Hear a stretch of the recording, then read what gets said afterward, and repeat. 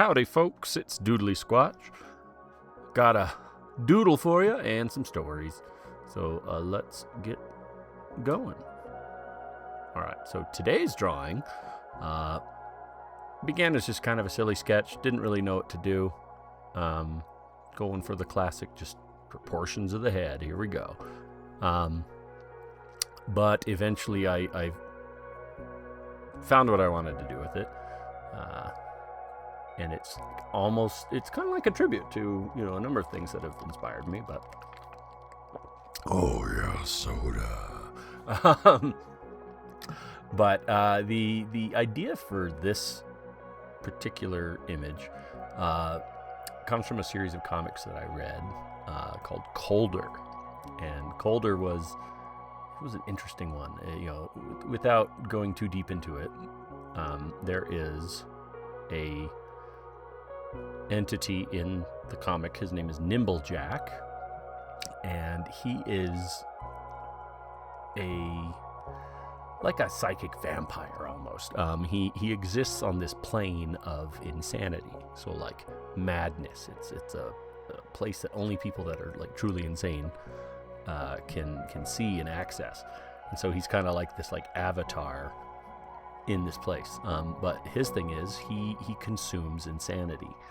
So he seeks out crazy people, and the more crazy, the more delicious they are. So he's kind of a nut. But another character in Colder is this man who's kind of made up of fingers. Like his whole face is fingers. He's on the cover of one of the comics. I'll have the editor bring that up. So spoopy, right? And both these characters are kind of fighting over the sort of main character of the story. His name's Declan, and Declan has been he's been comatose for a long time. So not in a coma, but very comatose. He moves when directed, that sort of thing, but he's not present. And you find out why and sort of the mechanics of that throughout the comic. But he develops kind of a talent for curing insanity rather than consuming it. He has a way to like remove it, basically. And it's his way is kind of beneficial for people, but these two characters are kind of fighting over him because one, he's just the right kind of crazy that Nimblejack wants to get a hold of, and this other guy, I cannot remember his name for the life of me. What would his name be? Man, I couldn't tell you. Anywho, but this, Mr. Fingers, this guy, he's also after Declan, because Declan used to be kind of his right hand, his guy, his hitman, basically. But it's an interesting comic, and it just kind of ends abruptly. And it I was kind of bummed when I finished it, because it's like it's over. It has an ending, but I don't know. It just seems like it kind of went too fast. I would have wanted more, but I know what it's like creating something and knowing when you're done. But it got me thinking about what kind of comics I like, and and obviously with any other media, I'm drawn to like horror and sort of interesting things. Not so much your average. I like Batman, of course. I've been reading Absolute Batman recently, and that's a really interesting sort of take on things. I like it because it's just different. It's new. But as far as comics that I enjoy and find myself coming back to a lot, rereading, that sort of thing. Lately, the series Revival, I really like that comic. I was kind of happy when I heard they were making a TV adaptation, but by about the third episode, I could tell that they were just not following the comics. So I lost interest pretty much immediately. But I really like it. It's a good one. I've read through it, I don't know, 4 or 5 times, it feels like.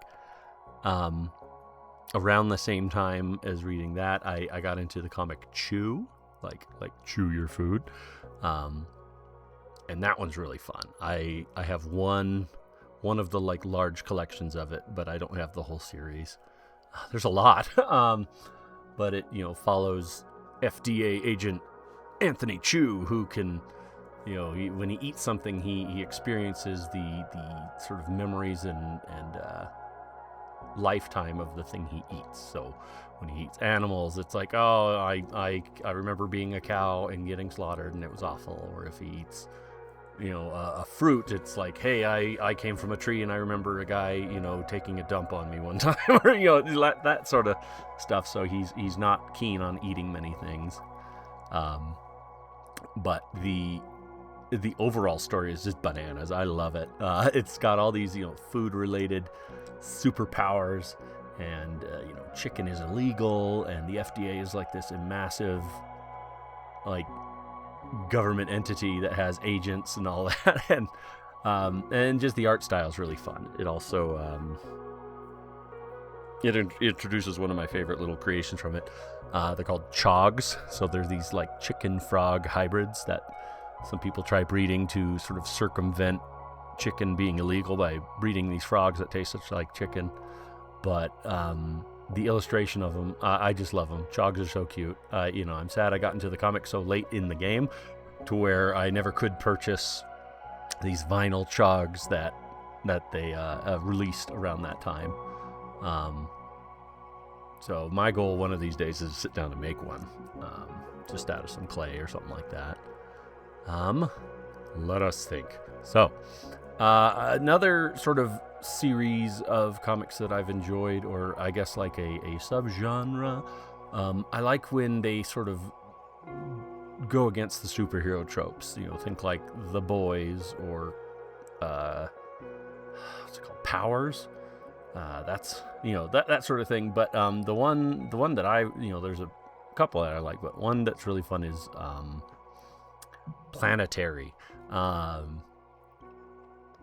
Is that it? Oh man, my brain. Quick, let's do some Googles. Okay. Yeah, okay. It's called The Planetary Omnibus. Right? Yes. Okay, The Planetary Omnibus. That's, Planetary itself, the comic, is really fun because it's kind of like it's like an anti-superhero sort of thing where all these people that were born in the year 1900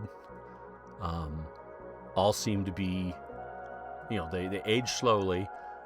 They seem to have stopped aging basically, but they so they're like functionally immortal, and they have abilities, and like their children have abilities. And there's this group, Planetary, that's trying to preserve the sort of weirdness of the world while also